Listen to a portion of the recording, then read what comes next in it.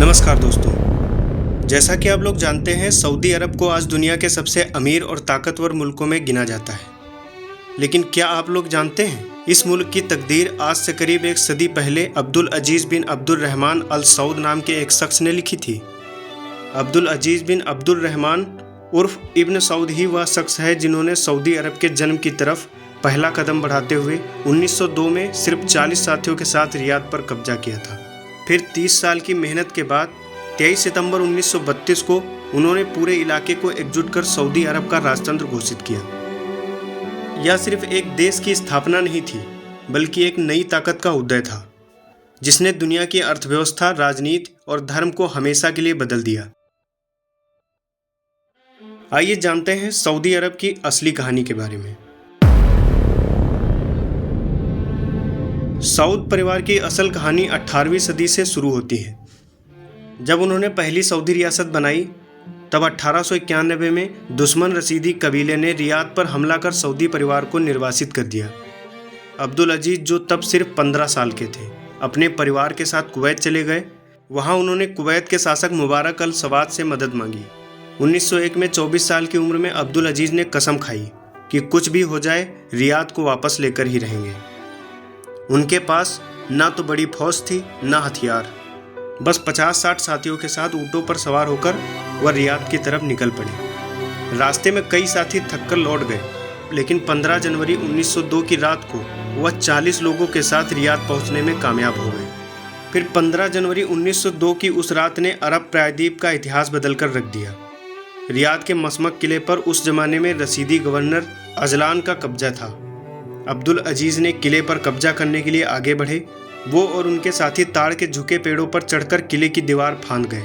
अंदर घुसने के बाद उन्होंने गवर्नर अजलान को नमाज के बाद मार गिराया। इस तरह कुछ मिनट की लड़ाई के बाद ही किला अब्दुल अजीज़ के कब्जे में था। अजलान को मारने के बाद अब्दुल अजीज़ ने उसका सिर रियाद के लोगों के सामने फेंक दिया। शहर के लोग सऊद परिवार के पुराने समर्थक थे, इसलिए उन्होंने भी खुशी खुशी उनका साथ दिया। इस छोटी सी जंग के बाद तीसरी सऊदी रियासत का जन्म हो गया। रियाद तो मिल गया, लेकिन पूरे अरब प्रायद्वीप में तमाम कबीले थे, जैसे निज्द, हिजाज, अल-हसा और भी न जाने कितने। इनमें से भी अधिकांश सऊद परिवार के दुश्मन थे। अब्दुल अजीज़ ने वहाबी विचारधारा को हथियार बनाया, जो सख्त इस्लाम पर जोर देती थी। उन्होंने इखवान नाम की एक फौज बनाई। बेदुइन कबीले के लोग खेतीबाड़ी छोड़कर जिहाद पर निकल गए। 1913 में उन्होंने अल-हसा पर कब्जा किया और 1922 तक निज्द पर पूरा कंट्रोल कर लिया। सबसे बड़ी जंग 1924 से 25 में हुई, जब उन्होंने हिजाज पर हमला किया। हिजाज में मक्का मदीना जैसे पवित्र शहर थे, जहां हाशमी शरीफ हुसैन का राज था। ब्रिटेन ने हुसैन को समर्थन दिया था, लेकिन अब्दुल अजीज़ की फौज ने उन्हें हरा दिया। मक्का पर कब्जे के बाद अब्दुल अजीज़ सुल्तान बने। उन्होंने इसके बाद शादियों से कबीले जोड़े। अब्दुल अजीज़ ने 22 शादियाँ की और उनके 100 से ज़्यादा बच्चे हुए। 1927 में हिजाज और नेग्ड को जोड़ा, लेकिन 1929 में इखवान की बगावत ने चुनौती दी। सबीला की जंग में इखवान को भी कुचल दिया गया।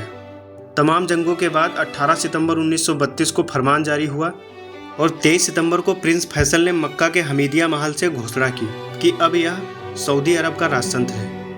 इस राजतंत्र की राजधानी रियाद बनी, भाषा अरबी थी और संविधान कुरान से चलने वाला था।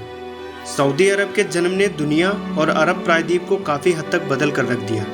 इसे कुछ यूँ समझा जा सकता है, जैसे आर्थिक प्रभाव के हिसाब से देखें तो तेल की खोज 1938 में हुई।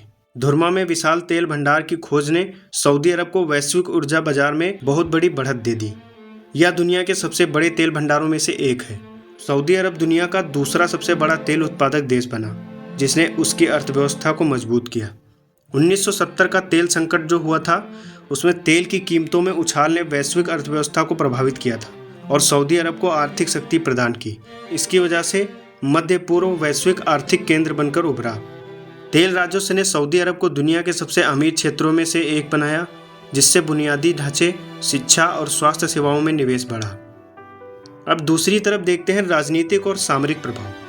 जैसे अमेरिका के साथ गठजोड़ की। इसने 1945 में अमेरिका के साथ गठजोड़ की। अब्दुल अजीज़ और राष्ट्रपति रूजवेल्ट की मुलाकात के बाद तेल के बदले सुरक्षा और आधुनिक हथियारों का सौदा तय हुआ। इससे सऊदी अरब को सैन्य ताकत और अमेरिकी समर्थन मिला। सेकेंड वर्ल्ड वॉर में तटस्थ होने के बाद 1945 में जर्मनी के खिलाफ युद्ध की घोषणा कर सऊदी अरब संयुक्त राष्ट्र का संस्थापक सदस्य बना, जिसने इसे वैश्विक मंच पर मान्यता दिलाई। तेल और सामरिक गठजोड़ों ने सऊदी अरब को मध्य पूर्व में एक प्रभावशाली शक्ति बनाया। अब तीसरी तरफ देखते हैं धार्मिक और सांस्कृतिक प्रभाव। इस्लाम के पवित्र स्थल मक्का और मदीना पर नियंत्रण ने सऊदी अरब को मुस्लिम दुनिया का धार्मिक नेता बनाया। सालाना करोड़ों मुस्लिम की हज यात्रा ने सऊदी अरब को वैश्विक मुस्लिम समुदाय के साथ सांस्कृतिक और धार्मिक आदान प्रदान का केंद्र बनाया, जिससे हज और धार्मिक नेतृत्व ने सऊदी अरब को मुस्लिम देशों में सांस्कृतिक और वैचारिक प्रभाव बढ़ाने में मदद की। इस तरह देखा जाए तो आज के सऊदी अरब के पीछे तेल की खोज, सामरिक गठजोड़ और धार्मिक नेतृत्व का बहुत बड़ा हाथ है। इसने न केवल अरब प्रायद्वीप को आर्थिक और राजनीतिक रूप से मजबूत किया, बल्कि वैश्विक अर्थव्यवस्था, ऊर्जा बाजार और धार्मिक सांस्कृतिक क्षेत्र में भी गहरा प्रभाव डाला। आज भी सऊदी अरब पर अब्दुल अजीज के खानदान का ही राज है और इस समय उनके सबसे छोटे बेटे सलमान के हाथों में इस मुल्क की बागडोर है। सऊदी अरब आज विजन 2030 पर काम कर रहा है और तेजी से गैर तेल अर्थव्यवस्था बनने की ओर कदम बढ़ा रहा है।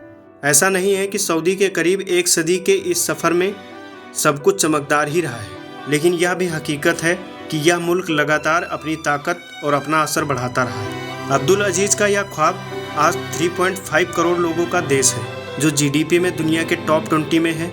अब देखना यह है कि आने वाली सदी में अब्दुल अजीज का यह ख्वाब क्या करवट लेता है। दोस्तों, ऐसी रोचक जानकारियों के लिए मेरे चैनल को सब्सक्राइब कीजिए। वीडियो अच्छी लगे तो वीडियो को लाइक कीजिए, दोस्तों तक शेयर जरूर कीजिए। धन्यवाद।